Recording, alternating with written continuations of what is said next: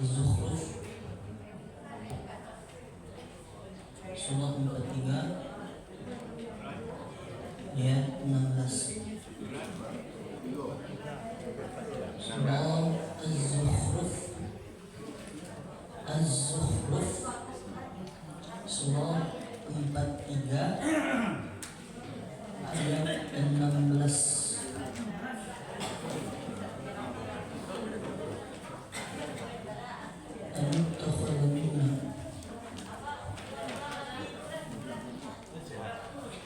Surah Az-Zukhruf Surah 43 ayat 16. Amin takhona mimma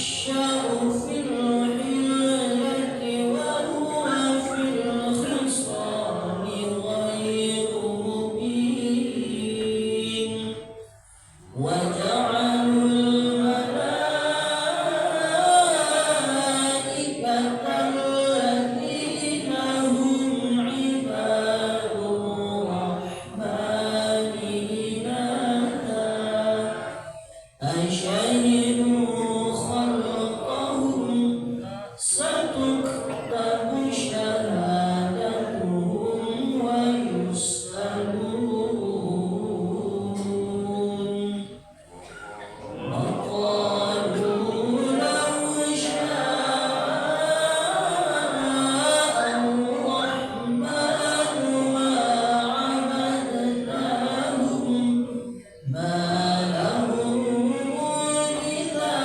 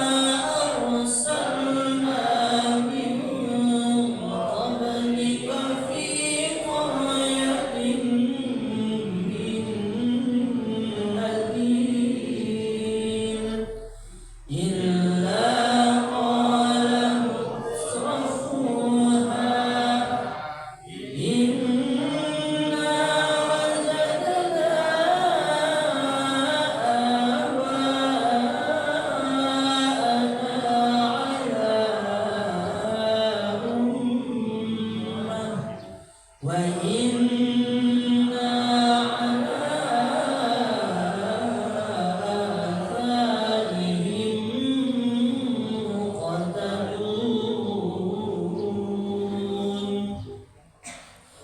قال أولو جئتكم بأهدى مما وجدتم عليه آباءكم قالوا إنا بما أرسلتم به كافرون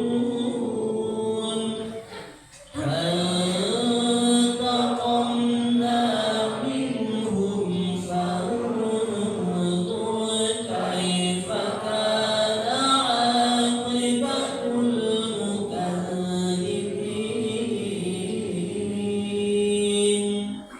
صدق الله العظيم وصدق رسوله النبي الكريم ونحن على ذلك من الشاهدين والشاكرين والحمد لله رب العالمين.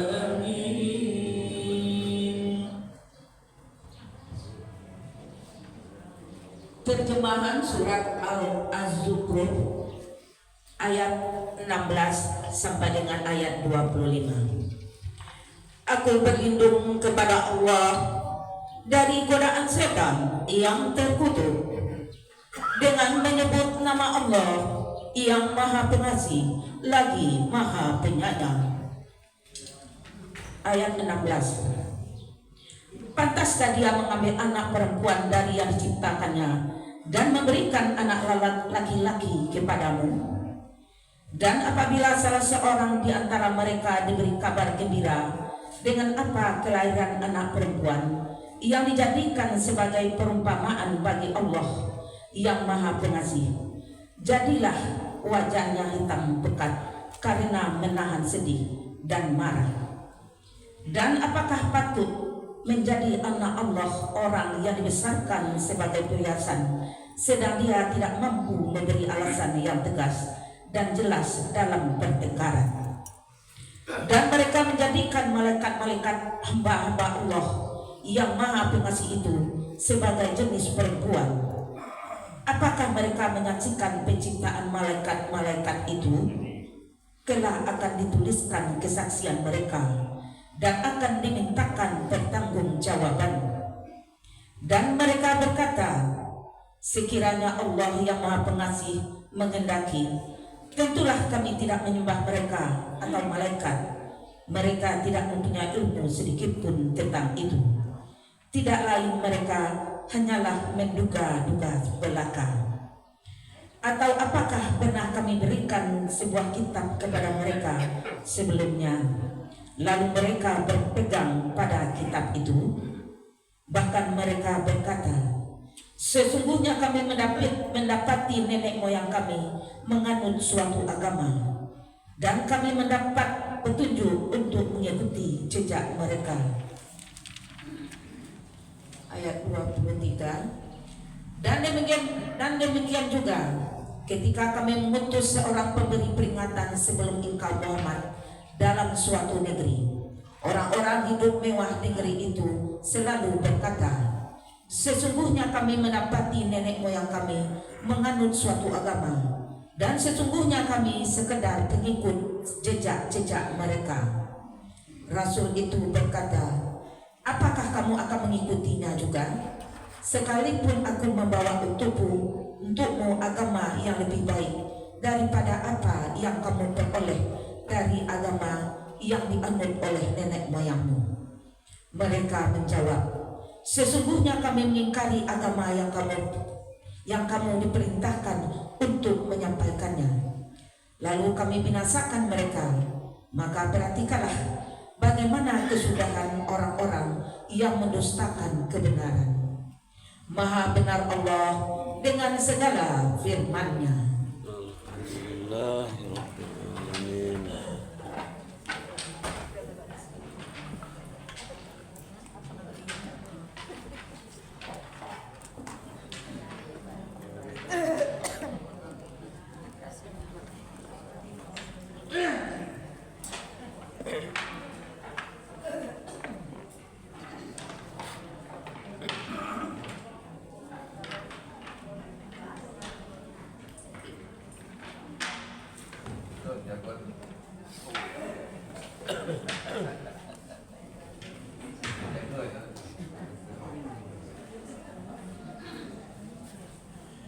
Bismillahirrahmanirrahim. Assalamualaikum warahmatullahi wabarakatuh. Waalaikumsalam warahmatullahi wabarakatuh. Alhamdulillah, alhamdulillah rabbil alamin, wassalatu wassalamu ala asrafil anbiya'i wal mursalin wa ala alihi washabihi wa rasulillahi ajma'in. Asyhadu an la ilaha illallah wa asyhadu anna Muhammadan abduhu wa rasuluhu la nabiyya ba'd. Pertama dan utama sekali, marilah kita mengucapkan puja berserta puji syukur kehadirat Allah, yang mana pada subuh kali ini kembali kita diberi oleh Allah rahmatnya, nikmatnya beserta karunia-Nya, sehingga pada subuh kali ini kembali kita bisa melangkahkan kaki dan mengayunkan tangan kita menuju masjid yang sama-sama kita cintai ini, yakni untuk melaksanakan aktivitas kita sebagai umat Islam, yaitu melaksanakan salat subuh secara berjamaah. Alhamdulillah, setelah salat subuh tadi sudah kita lanjutkan dengan membaca Al-Quran. InsyaAllah sebentar lagi akan terus kita tambah ilmu kita untuk menuju kehidupan kita yang paling abadi, yaitu kehidupan akhirat. Mudah-mudahan apa-apa yang kita lakukan setiap harinya, setiap saatnya, mudah-mudahan dikasih pahala sebanyak-banyaknya oleh Allah Subhanahu wa taala. Amin ya rabbal alamin. Salawat dan salam yang kita untukkan kepada baginda Rasulullah sallallahu alaihi wasallam dengan lafaz Allahumma salli ala Muhammad wa ala ali Muhammad. Bapak dan Ibu pengurus Masjid Baitur Rahim, kemudian mushola Nurul Ikhlas, mushola At-Thaibah, beserta Bapak Ibu jemaah subuh mubarakah yang dimuliakan Allah, dan teristimewa Ustaz kita, Ustaz Baby Alfian Caniago, yang selalu setia bersama kita setiap subuh, Sabtu subuh genap ya. Alhamdulillah, mudah-mudahan beliau terus diberikan kesehatan oleh Allah sehingga terus memberikan ilmu kepada kita bersama. Beliau yang menyampaikan mudah-mudahan diberikan, diganjarkan pahala sebanyak-banyaknya oleh Allah, dan kita yang mendengarkan juga mendapatkan ilmu dan bisa mempersiapkan kehidupan kita untuk menuju kehidupan akhirat. Baik Bapak dan Ibu, langsung saja untuk mempersingkat waktu kepada Ustaz kita, persilakan.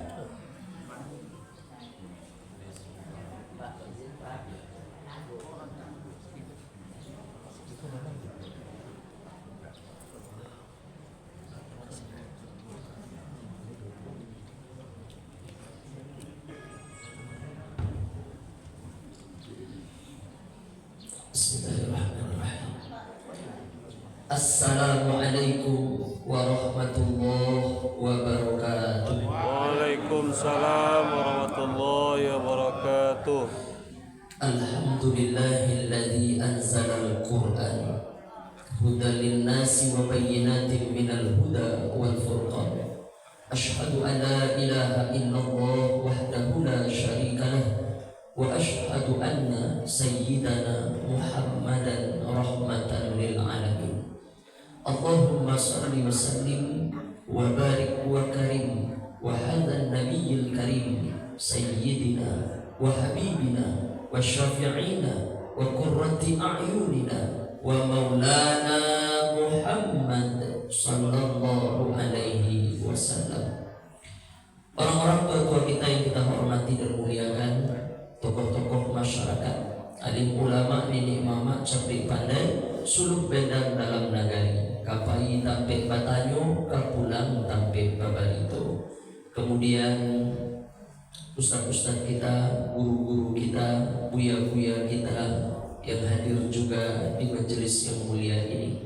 Mudah-mudahan duduknya para alim dan ulama bersama kita menambah-nambah keberkahan majelis subuh mubarakah kita. Amin ya rabbal.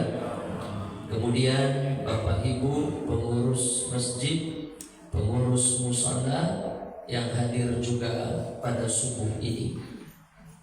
Tak dapat disebut satu-satu, kecil tak tersebut nama beserta pula terhimbau gelarnya. Insya Allah siapapun kita yang hadir subuh ini, wa kasratul khutab ilal masajid, setiap kaki yang engkau langkahkan ke masjid, kata Nabi, kaki pertama melangkah, Allah gugurkan dosa kita. Kaki kedua melangkah mana Pak Ustaz? Wa yarfa' bihi darajat, diangkat Allah derajat kita. Amin ya rabbal. Bapak Ibu yang dimuliakan Allah Subhanahu wa taala. Subuh ini kita tak panjang-panjang karena habis ini ada lagi acara yang tak kalah pentingnya. Apa itu? Makan lontong ya, atau nasi goreng, apa sekarang menunya. Kita doakan kepada Allah Bapak Ibu yang sudah bersedekah, yang sudah memberikan sebahagian rezekinya. Kita doakan kepada Allah, insya Allah mudah-mudahan Bapak Ibu yang sudah menyumbang, yang sudah bersedekah itu, Allah tambah-tambah pula nikmat dari Allah Subhanahu wa taala. Amin ya rabbal alamin. Ada dua amal yang baru saja sudah kita tunaikan, dan amal itu bukan amal yang ece-ece, bukan amal yang kaleng-kaleng. Pertama, kita sudah menunaikan sholat subuh berjamaah. Rakaat al-fajr, 2 rakaat yang ringan kata Nabi sebelum engkau menunaikan sholat subuh. Tadi habis azan, sholat kita 2 rakaat. Sesudah azan, sebelum iqamah, sholat kita 2 rakaat. Nah, sholat yang 2 rakaat yang ringan itu khairum minad dunya wa ma fiha, nilainya lebih baik daripada dunia dan seisinya. Kalaulah 2 rakaat yang ringan itu saja sedemikian balasan dan ganjarannya dari Allah, apalagi sholat subuh kita tadi. Satu. Yang kedua, habis itu kita juga lanjutkan membaca Quran berjamaah. Iqra'ul Quran, bacalah Quran kata Nabi. Kenapa Quran dibaca? Fa innahu ya'ti yaumal qiyamah, karena Quran itu besok akan datang di hari kiamat, syafi'an li ashabi, menolong kita besok. Mudah-mudahan Quran yang kita baca tadi Bapak Ibu, besok sama-sama kita tengok di hari kiamat dia datang menolong kita. Amin ya rabbal alamin. Yang tak boleh itu apa? Yang tak boleh, jangan merasa dengan amal kita itulah kita masuk surga. Itu tak boleh. Mana dalilnya Pak Ustaz? Nabi yang menyebut. Kata Nabi, jangan engkau katakan karena amalmu itulah engkau masuk surga, kata Nabi. Lalu sahabat yang mendengar, wala anta ya Rasulullah, apakah engkau juga macam itu ya Rasulullah? Wala ana, kata Nabi, aku juga tidak masuk surga karena amalku. Lalu karena apa kita masuk surga? Karena rahmat Allah. Rahmat Allah, kasih sayang Allah. Oh, kalau macam itu tak payah kita beramal, Pak Ustaz. Enggak juga. Untuk mendapatkan rahmat Allah itu dengan ibadah, dengan amal soleh. Yang tidak boleh, jangan tertanam keyakinan di dalam hati kita, karena sholat subuh aku inilah aku nanti masuk surga, karena bacaan Quran aku inilah nanti aku akan masuk surga, karena sedekah aku inilah aku akan nanti masuk surga, karena haji dan umrah aku inilah aku nanti akan masuk surga. Nah, kita melakukan itu semata-mata untuk apa? Bukan untuk memesan surga, tapi untuk mencari rahmat Allah. Paham ibu-ibu bedanya kan? Nah, Bapak Ibu yang dimuliakan Allah Subhanahu wa taala, ibadah penting. Ibadah penting. Saking pentingnya ibadah, contoh salat. Datang seorang laki-laki ketika Nabi sedang di atas mimbar. Datang seorang laki-laki, Nabi sedang ada di atas mimbar. Memang Nabi pernah mengatakan, kalau engkau masuk ke dalam masjid, kata Nabi, fala yajlis. Kalau engkau masuk dalam masjid, kata Nabi, fala yajlis, jangan duduk dulu. Terus hatta yusalli rakaataini, sebelum engkau salat 2 rakaat. Nah, apa namanya itu? Tahiyatul masjid. Bapak Ibu kalau agak cepat datang, pas masuk, misalnya azan belum lagi dikumandangkan, nah, pas masuk itu jangan langsung duduk. Terus ngapain kami Pak Ustaz? Kata Nabi, hatta yusalli rakaataini, salat dulu 2 rakaat. Laki-laki ini tahu, datang walaupun Nabi sedang di atas mimbar, dia tahu adabnya. Tahiyatul masjid maksudnya penghormatan kepada masjid. Dia sholat, Allahu Akbar, sampai selesai. Tiba-tiba setelah dia salam, apa kata Nabi? Kum, tegak balik, kata Nabi. Ada ulangnya balik sholatnya. Habis dia sholat, dah salam, Nabi katakan sekali lagi, kum, tegak balik, kata Nabi. Ada ulangnya sekali lagi sholatnya. Sholat yang untuk ketiga kalinya, udah selesai yang 3 itu diulang lagi. Kum, kata Nabi, tegak balik. Apa kata dia? Ya Rasulullah, macam mana lagi ya Rasulullah? Aku tak tahu lagi apa salahku. Lalu dia mengatakan, Rasulullah mengatakan, engkau tak ada tumakninah. Tumakninah artinya ketenangan. Jadi berangkat dari sini, maka pada pagi hari ini kita urai sedikit. Sebetulnya macam mana sholat yang tenang itu Pak Ustaz? Apakah sholat yang tenang itu mesti sama gerakannya? Tidak. Berkelahilah, maaf. Ya, berkelahi agak ricuh sedikit di satu masjid. Kebetulan kami datang mengisi pengajian 2 hari setelah ricuh itu. Akhirnya kata pengurus, Pak Ustadz, ya nanti selesai sholat isya, kebetulan tausiahnya habis maghrib. Selesai sholat isya, mohon Ustadz luangkan waktu untuk kami 30 menit. Apa ceritanya Pak? Adalah Pak Ustadz, ayolah. Habis itu selesai, rupanya yang terjadi 2 hari yang lalu itu adalah sedikit pro dan kontra, dan juga saling tunjuk-tunjuk, saling salah menyalahkan terkait masalah sholat. Ada seorang laki-laki, bapak-bapak, sholatnya macam itu Pak Ustaz. Ada sebagian macam ini Pak Ustaz. Ada juga yang mengkritik imam Pak Ustaz. Ternyata Bapak Ibu, sholat, yang menunaikan sholat belum menjamin hatinya lunak. Yang menunaikan sholat belum menjamin hatinya ini mau menerima perbedaan. Yang sudah sholat belum menjamin dia mau hatinya ini tidak mesti dia paksakan kehendaknya kepada orang mesti sama mirip dengan dia. Jadi karena itulah apa yang terjadi? Yang terjadi ternyata cara orang sholat di masjid itu beda-beda. Ada satu orang bapak-bapak Pak Ustaz, marah dia. Sholat mau ditunaikan, marah dia. Kenapa dia marah? Ada seorang bapak-bapak di samping dia, ditempelkannya kakinya ke bapak itu. Tapi selama di Baitur Rahim ini belum ada saya dapat. Ada di masjid lain saya sholat, ditempelnya kaki saya. Tahu ya, kaki kita ini didempetkannya.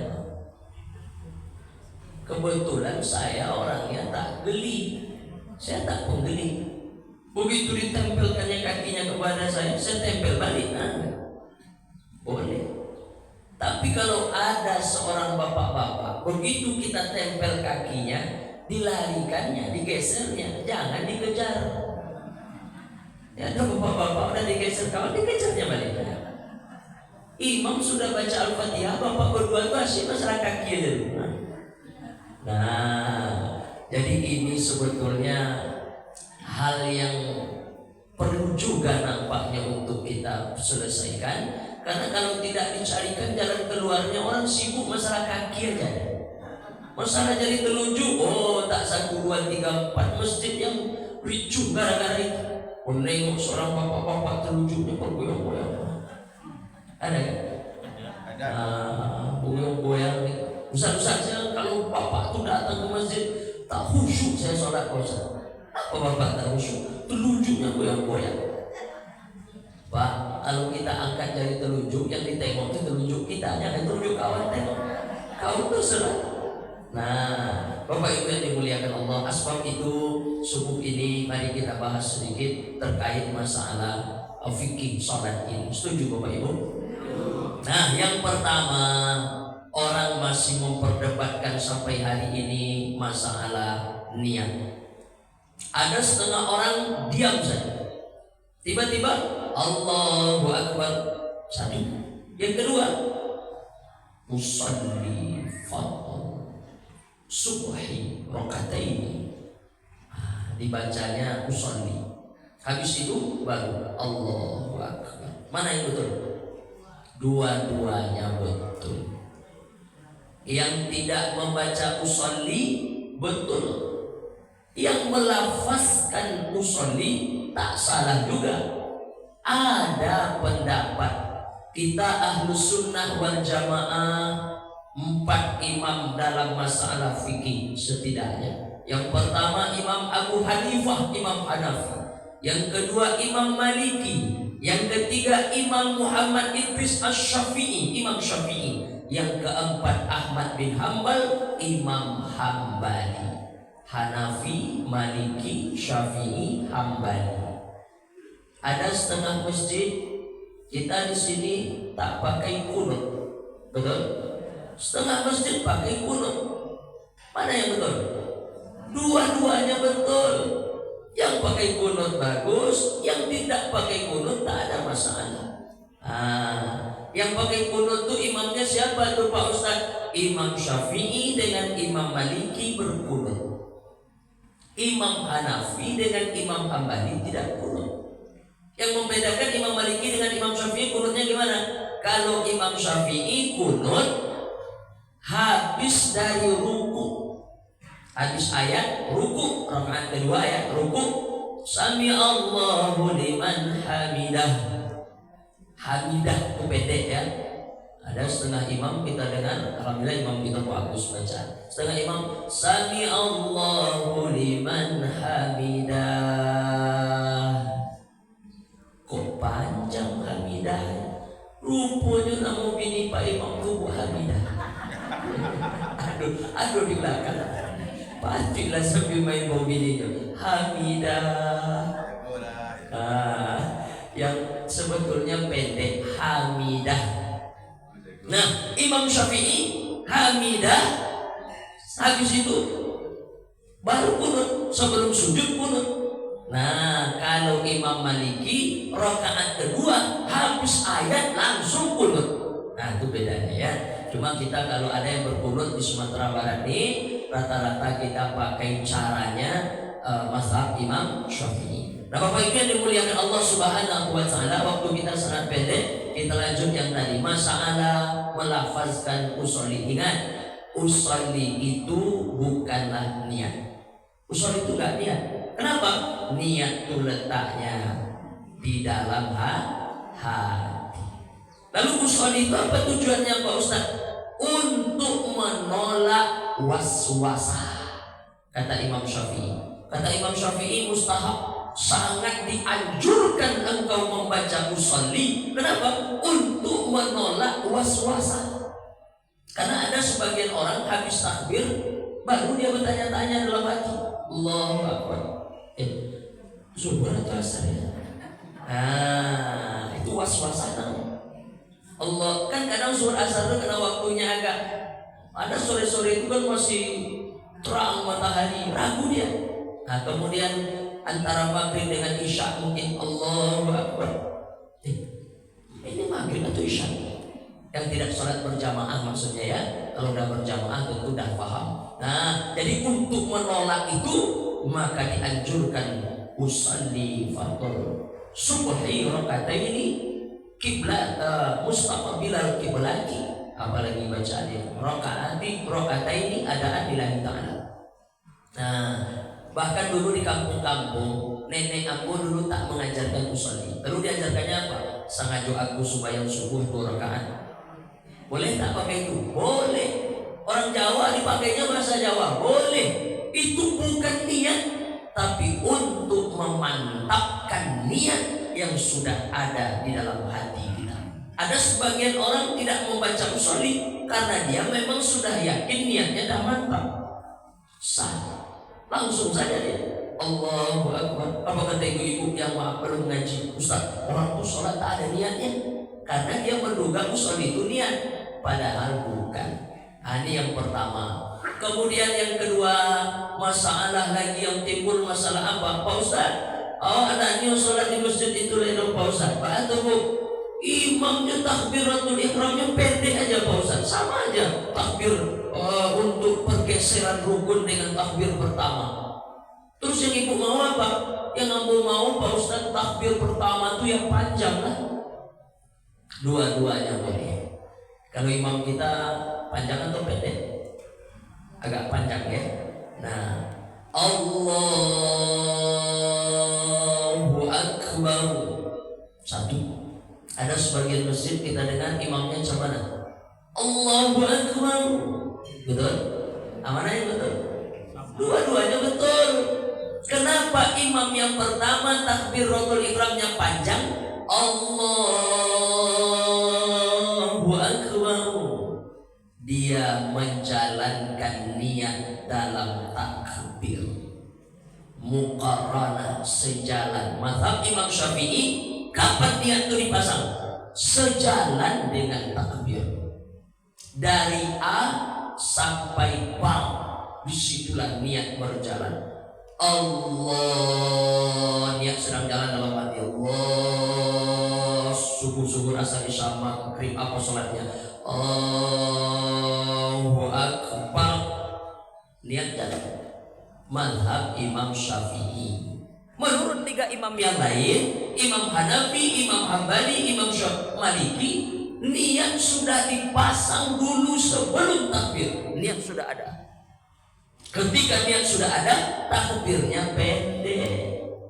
Ustaz, ambola umroh Pak Ustaz. Rupanya imam yang panjang takbirnya itu salah. Kenapa?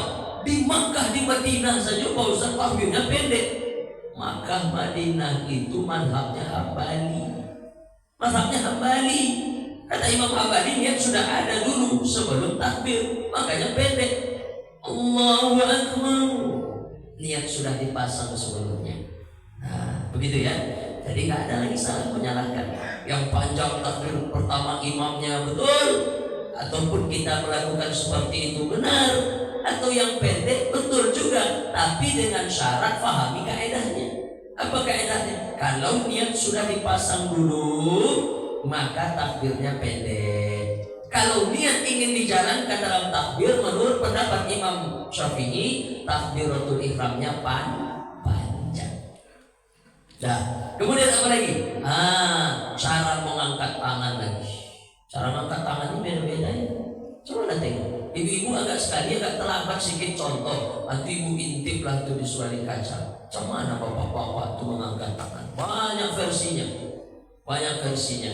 Nah, yang pernah kita baca mengangkat tangan itu hadisnya 2. Yang pertama sampai bahu, satu.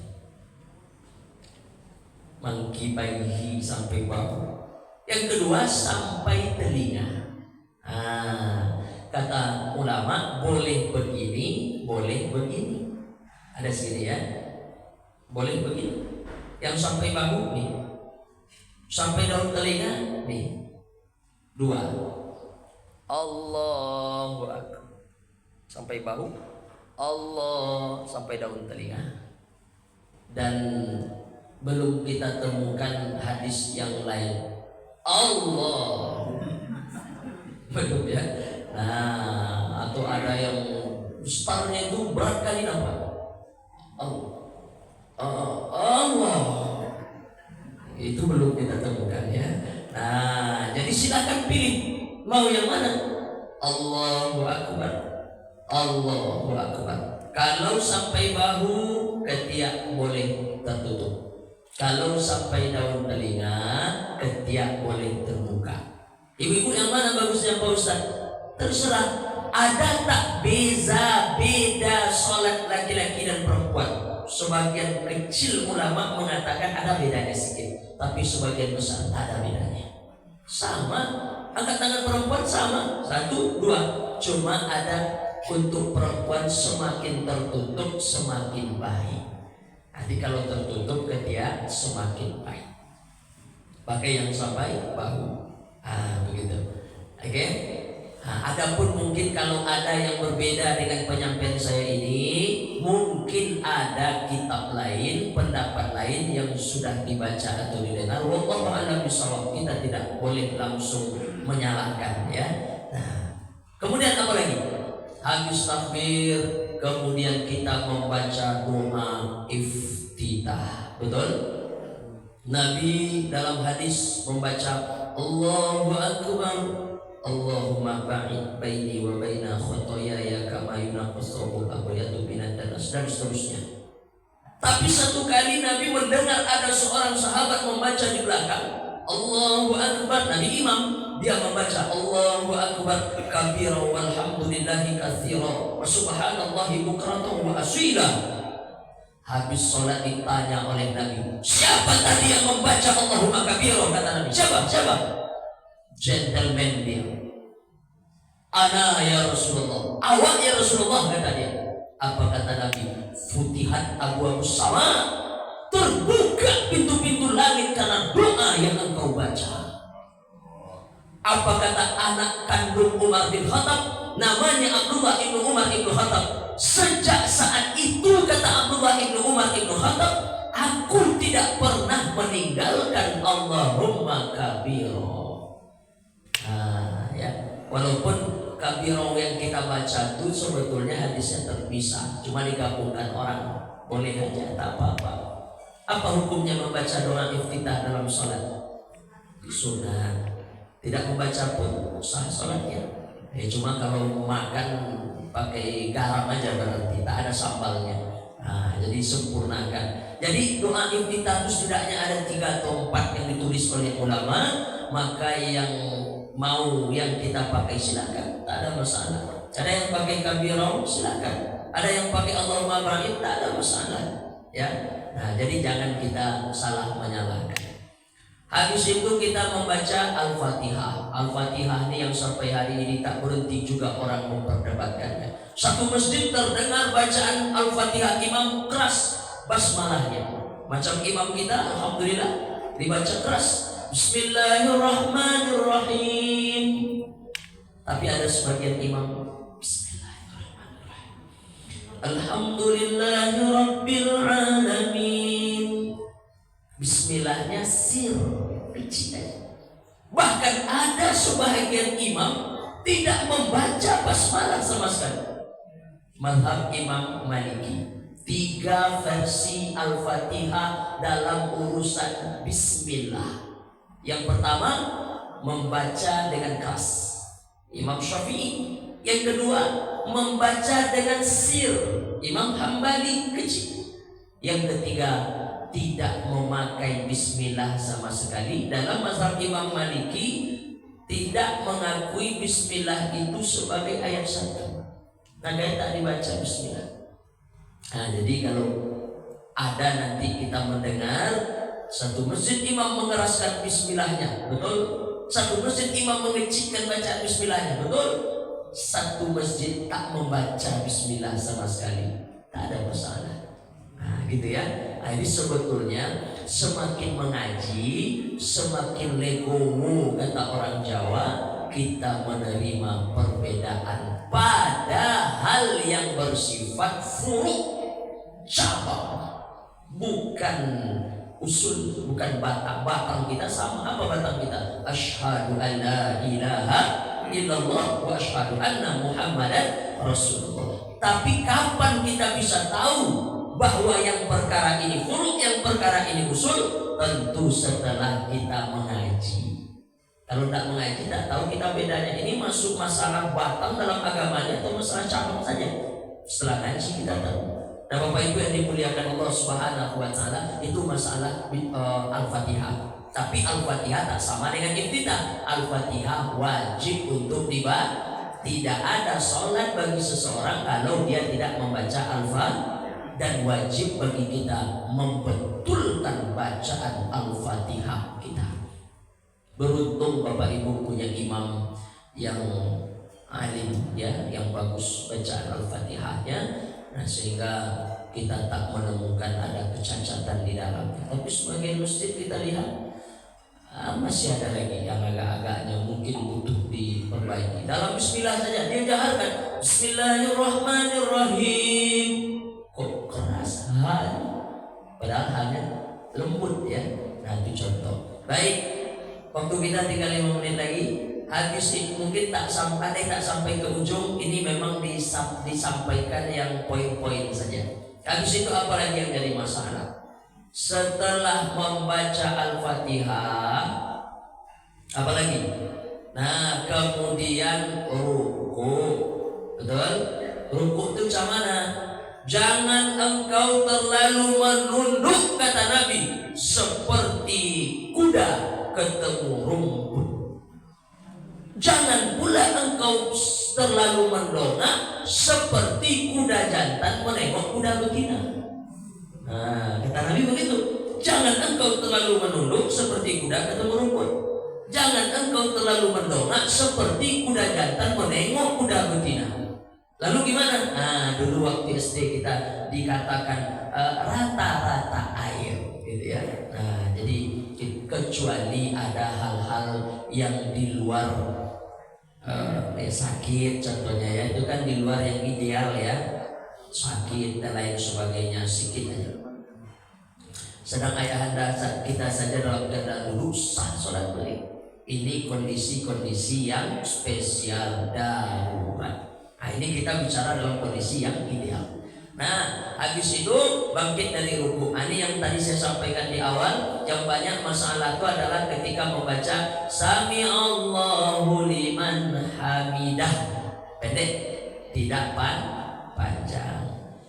Habis itu apa lagi? Habis itu sujud. Sujud adalah masalah ya. Kemudian habis itu duduk. Nah, yang ada masalah itu adalah sudah pada tasyahud akhir yang tadi. Ini persoalan jari telunjuk Bapak Ibu. Jangan lagi berkelahi kita. Malu kita sama orang-orang di luar sana. Kenapa Bapak tuh berkelahi di masjid? Gara-gara telunjuk. Untung kita tak sembahyang kan. Nah, tengoklah. Kita yang udah dalam masjid aja berkelahi gara-gara telunjuk. Lalu gimana sebetulnya masalah jari telunjuk ini Pak Ustaz? 4 riwayatnya, karena 4 imamnya. Yang pertama Imam Syafi'i dulu. Imam Syafi'i begitu kita tasyahud, telunjuk udah siap-siap dipasang tuh. Pasang, cuma jadi bawah dulu. Nah ini At-tahiyatul mubarakatuh salawatut thayyibatu lillah. Assalamualaikum ayyuhan nabi wa rahmatullahi wabarakatuh. Assalamualaikum ala ibadillahi sholihin. Asyhadu an la ilaha illallah. Nah, diangkat, tidak turun lagi sampai akhir. Sunnah hukumnya ketika telunjuk diangkat, tengok ujung telunjuk kita. Tengok ujung telunjuk kita. Tadi kan mata ke tempat sujud, kiblat mata ke tempat sujud, kiblat badan ke Ka'bah, kiblat hati kepada Allah, kan begitu. Nah, lalu ketika tadi mata ke tempat sujud, di mana kening kita tadi nempel, itu yang kita tengok. Lalu begitu telunjuk diangkat, tengok ujung telunjuk segitu. Nah, ingat, yang ditengok ujung telunjuk kita. Jangan matanya lihat nengok telunjuk kawan. Nah, itulah yang timbul masalah. Nah, telunjuk kita tengok. Kemudian apa lagi? Imam Hambali itu diangkat setiap kalimat Allah. At-tahiyatul mubarakatus salawatut thayyibatul lillah. Nah, turun lagi. Ketemu kalimat Allah, ibadallah. Nah, apapun kalimat Allah yang ketemu dalam tasyahud itu, diangkat. Habis turun, diangkat lagi. Ada lagi yang satu, Imam Hanafi diangkat sekali turun. Ya, asyhadu an la ilaha illallah. Nah, diangkat turun sampai akhir. Yang spesial itu Imam Maliki. Imam Maliki bergoyang dari awal sampai akhir. Nah, ini dia ya. Kalau ada yang mencari-cari apa tuh alirannya itu Pak Ustaz, itu pendapat Imam Maliki. Imam Maliki itu masuk dalam Ahlussunnah wal Jamaah sah, boleh. Atau cuma yang aku pernah baca Pak Ibu, bergoyangnya dari kanan ke kiri. At-tahiyatul mubarakatus salawatut thayyibatul lillah. Kini banyak apa-apa salah goyang. Mohon maaf ya, mungkin ada referensi lain yang pernah dibaca ya. Nah, ini sebetulnya ke kanan ke kiri. Bukan gitu ya.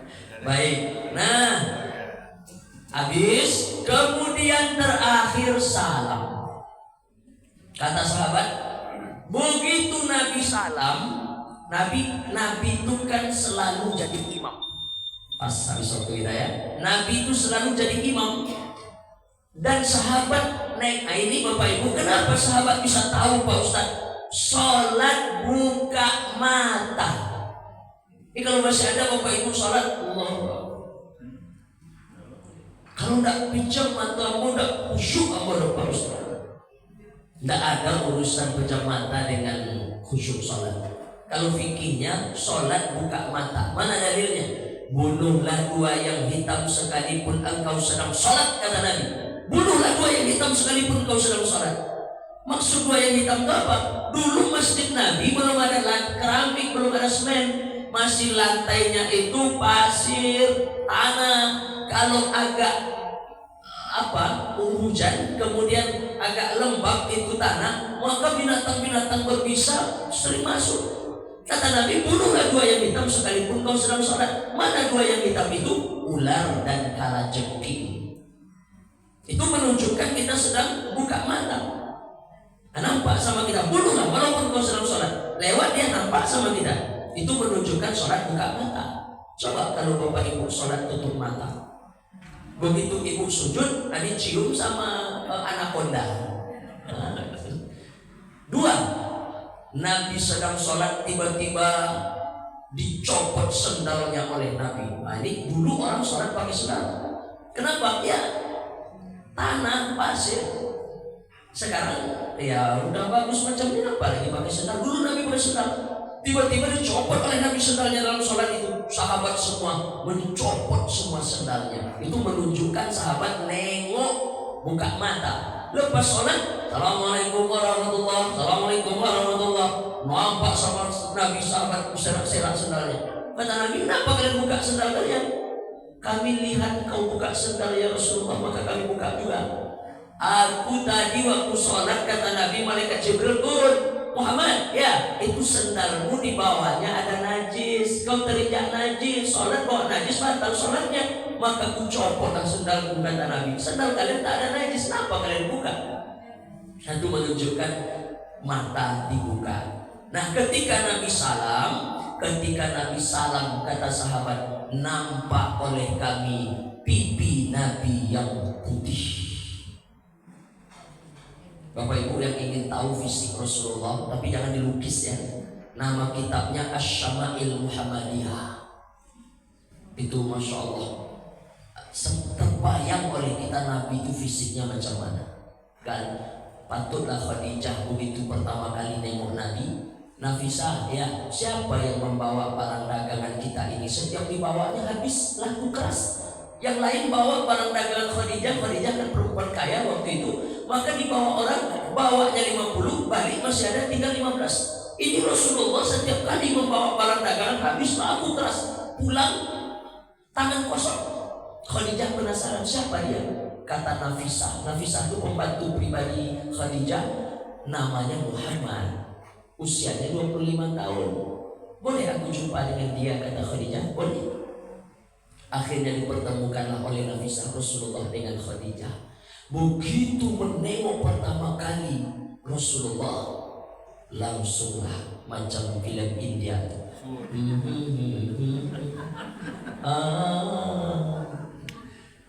Macam sarukan ketemu kajol ya, Bani Mukhed. Langsung terpikat Khadijah, Masya Allah. Begitulah fisik Rasulullah, gagahnya, gantengnya. Ketika Nabi salam, nampak oleh kami pipi Nabi yang putih. Sikit lagi. Dari situ dapat kita lihat bagaimana cara salam. Cara salam itu sempurna gelengan kepala ini. Assalamualaikum warahmatullahi. Nampak? Kan nampak tuh. Oleh yang di belakang nampak. Coba kalau salamnya macam ini. Nampak tak? Tak nampak. Makanya orang yang sempurna sholatnya, insya Allah lehernya ini kuat, kokoh. Lehernya kokoh. Maka ibu tak perlu lagi ikut senam aerobik. 1, 2, 3, 4, 5, 6. Dalam sholat dah kita lakukan itu. Assalamualaikum warahmatullahi. Assalamualaikum warahmatullahi. Tapi jangan pula ada sebagian bapak-bapak saya tengok. Assalamualaikum warahmatullahi. Tengok mana sih bulan datang tak ada. Tadi sambiakan dulu deh itu sekali. Nah, selesaikanlah dulu sholat kita, baru kita tengok orang. Nah, gitu ya. Nah, karena salam itu penutup dari sholat dan masih bagian dari sholat. Ya, nah Bapak Ibu yang dimuliakan Allah, terakhir satu kali lagi, ketika Nabi sedang berkhutbah, datang seorang laki-laki. Ya Rasulullah, kampung kami kekeringan ya Rasulullah. Doakanlah ya Rasulullah supaya turun hujan. Nabi mengangkat tangannya mendoakan supaya turun hujan. Setelah Nabi doa, hujan turun. Ketika Nabi berdoa itu, Nabi itu kan pakai jubah, jadi lengannya ini panjang. Lengan jubah orang Arab kan besar-besar di sininya. Begitu Nabi ini satu dalil lagi mengangkat tangan dalam berdoa itu boleh agak tinggi sedikit. Nabi pernah berdoa minta hujan pada saat datang orang ingin kampungnya itu turun hujan karena kemarau, karena kering kerontang, diangkat oleh Nabi tangannya seperti ini minta hujan. Kemudian turunlah Nabi. Lengan baju Nabi nampak oleh kami, kata sahabat, ketiak Nabi yang putih. Masya Allah, ketiak Nabi saja putih. Itu bedanya dengan orang sekarang, skincare-nya mahal, pipinya putih, ketiaknya hitam. Nabi itu putih ketiak. Nah, Bapak Ibu yang dimuliakan Allah, habis waktu kita ya. Tapi kalau ingin nak menyampaikan sampai jam 5:30, 5 menit lagi. Kalau enggak tutup langsung. Kalau ada yang mau bertanya terkait masalah ini, saya persilakan. Silakan Bunda. Baik. Baik. Ya. Terus antara ruku dengan sujud, dengan ruku antara dua sujud itu kan sama tinggi itu Pak Ustaz. Jadi bagaimana sebetulnya Pak Ustaz? Baik, Masya Allah. Terkait sholat di atas kursi, ada beberapa pandangan ulama. Satu, ketika kondisi kita memungkinkan untuk sujud dengan sempurna, maka kursi hanya dipakai sarana untuk berdiri saja. Diri atau rukuk ya. Pas sujud saya bisa Ustaz, maka dia turun dari kursinya. Ada orang ya. Nah, kalau untuk sujud saya bisa Ustaz, kalau masih sanggup kita turun. Habis itu baru kita posisikan ini lagi. Kalau tidak terlalu kesulitan, ya. Tapi kan yang tahu dengan diri kita adalah kita. Sama dengan puasa. Puasa itu yang tahu kita boleh membatalkan puasa dalam keadaan kita sakit. Itu siapa yang tahu? Kita yang tahu. Misalnya ada orang, ibu kenapa ibu batalkan puasa? Nggak kuat. Tapi nampaknya ibu baik-baik aja. Nampak oleh dia kita baik-baik saja. Tapi yang tahu bahwa asam lambung kau naik kan awak. Nah, jadi yang tahu itu kita. Nah, kalau kita sanggup mampu untuk sujud, maka turun dari kursi sujud. Kemudian duduk. Ada orang ini perkara dia tak sanggup berdiri saja. Berdiri dia tak kuat. Untuk yang lain-lain apa bisa Pak Ustaz? Untuk rukuk bisa. Berarti kan dari sini langsung ya rukuk. Habis itu duduk lagi, karena tegak lagi itu tegak dia tak sanggup, duduk lagi. Habis itu akan berukuk, akan sujud turun dari kursi, bisa. Untuk duduk bisa lipat kaki, bisa. Duduk. Nah, nanti untuk tegak baru naik lagi ke atas kursi, sesuai dengan kondisinya. Oke, satu. Yang kedua, nah ada orang memang tak bisa Pak Ustaz. Ruku saya ya segitu bisanya, untuk sujud tak bisa. Karena sujud itu untuk turun dari kursi itu berat, susah. Nanti kalau sujud, pas sujud itu Pak Ustaz bangkit berkunang-kunang mata saya. Nah, kalau saat itu kondisinya la yukallifullahu nafsan illa wus'aha. Allah itu menghukumi kita sebatas kemampuan kita. Kalau memang begitu kemampuan kita, antara ruku dengan sujud begitu aja bosan. Cuma kata ulama, bedakan sedikit. Ruku begini, sujud agak begini kan sedikit. Itu tetap membedakan. Ruku begini, nanti sujud akan begitu lagi, agak dibedakan sedikit. Berarti itu bedanya. Gitu. Ya bunda ya. Oke. Ada satu orang lagi terakhir. Silakan Ibu. Ya. Waalaikumsalam warahmatullahi wabarakatuh. Di sini yang kami tanyakan, saat duduknya bisa, berdirinya bisa, tapi duduk antara dua sujud, dari sujud itu ke duduk yang susah melipat lutut dan ini. Gimana caranya Ustaz? Oke. Yang susah apanya benar?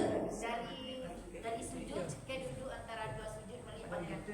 Itu yang sakit. Gimana caranya? Iya, tapi yang lain-lain bisa. Nah, kira-kira duduknya bunda yang tidak sakit sama mana modelnya? Selain selonjor lah ya. Selain selonjor ada nggak model yang lain caranya? Nah itu dia. Pakai itu. Ada saya tengok, maaf Bapak Ibu, macam orang main bola. Kalau main bola sebelum dia main itu kan dia foto bareng dulu tuh. Yang sebagian tegak, yang sebagian dia bertumpu dengan lututnya. Ada saya tengok orang sholat, ketika dia sujud, habis itu ternyata melipat kaki tak bisa, maka dia tegak di atas lututnya. Yang lain ini lipat kaki, dia begitu. Ya memang begitu kemampuannya. Nah, sekarang melipat kaki saya nggak bisa. Jangan dengarkan cakap orang. Ingat ya, jangan dengarkan cakap orang. Yang tahu dengan diri kita adalah kita. Ketika kita tak sanggup seperti itu, macam mana sanggupnya? Nah, sholat dalam keadaan darurat, mengedipkan mata saja diterima Allah. Allahu Akbar, satu. Mau rukuk, Allah kedipkan lagi mata. Kita yang mungkin terserang stroke ya, tak bisa lagi. Tapi mata masih bisa berkedip. Kedipan mata itulah untuk sholat. Apalagi yang lebih dari itu. Insya Allah ya. Nah, baik. Pas waktu kita 6:30, itulah yang dapat disampaikan pada kesempatan ini. Mohon maaf kalau ada salah dan silap atau yang kurang pada tempatnya. Insya Allah karena pengajian kita ini berkelanjutan, insya Allah lain waktu dan kesempatan kita lanjutkan. Akhirul kalam, subhanakallahumma wa bihamdika, asyhadu an la ilaha illa anta, astaghfiruka wa atubu ilaik. Billahi taufiq wal hidayah. Wassalamualaikum warahmatullahi wabarakatuh. Waalaikumsalam warahmatullahi wabarakatuh.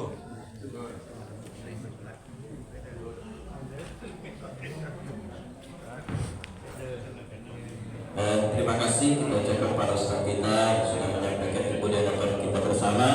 Mudah-mudahan khilafiyah yang disampaikan oleh beliau tadi bisa kita pahami. Tanya Bapak dan Ibu supaya sampaikan beliau tadi, jangan sibuk kita dengan khilafiyah tadi. Kadang-kadang kan itu yang sunnah, yang khilafiyah itu, nah yang wajib udah Pak. Al-Fatihah ada bantu, nama bantu loh. Yang sedekahkan juga sendiri, nah yang buat. Nah ini untuk maka daripada itu Bapak dan Ibu, mari kita perbaiki diri kita terlebih dahulu, baru kita heboh kawan. Tapi dah heboh badan lo kawan supaya jadi heboh. Nah, Bapak dan Ibu yang dimuliakan oleh Allah, infak subuh yang kita dapat pada subuh ini berjumlah Rp280.000. Rp280.000. Ini bisa sampaikan, insyaallah kita di Masjid Baitur Rahim nanti maghrib dan maghrib besok akan terus melaksanakan acara tahsin Nah, maka dari itu kepada ibu yang ingin ikut silakan kita ikuti supaya kita bisa memperbaiki bacaan Al-Quran kita, sehingga juga kita bisa memperbaiki bacaan sholat kita. Kemudian Bapak dan Ibu, rencana kemarin kita akan rapat pengurus perdana, pengurus baru malam nanti, tapi karena satu hal yang nampaknya tidak mungkin, diundur Senin malam atau Senin malam. Jadi pesan dari Pak Ketua, mohon untuk koordinator seksi untuk kalau dapat mencoret-coret sedikit program yang mungkin dilaksanakan di masjid kita. Contoh seksi pendidikan dan dakwah misal kira-kira dibuat yang lalu dibuat di masa Jawa kawan-kawan buat. Terus seksi-seksi yang lainnya, terus seksi dana, kamu mencari dana, nampak ada lihat. Itu yang akan kita rapatkan nanti. Jadi rapat besok itu Bapak dan Ibu, insya Allah kita akan merapatkan atau menyusun program-program Masjid Baitur Rahim 5 tahun yang akan datang.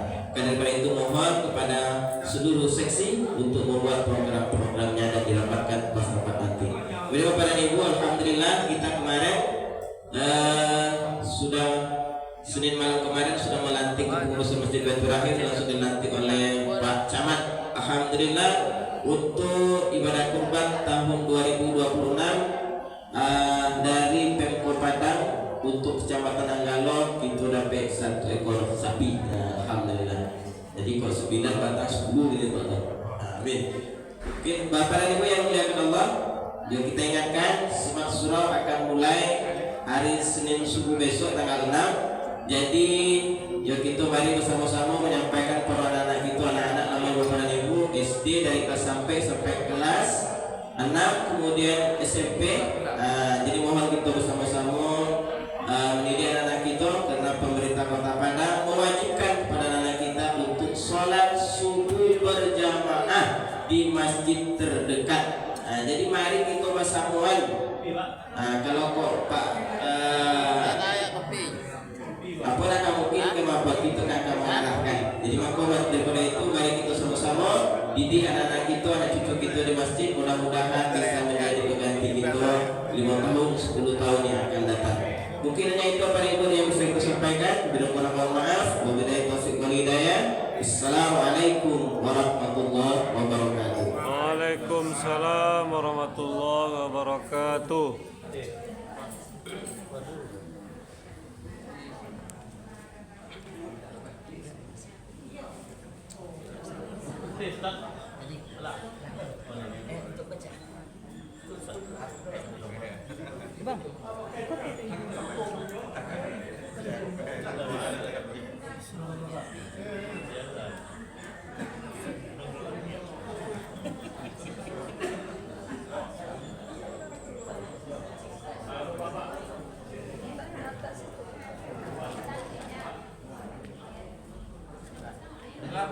Yo.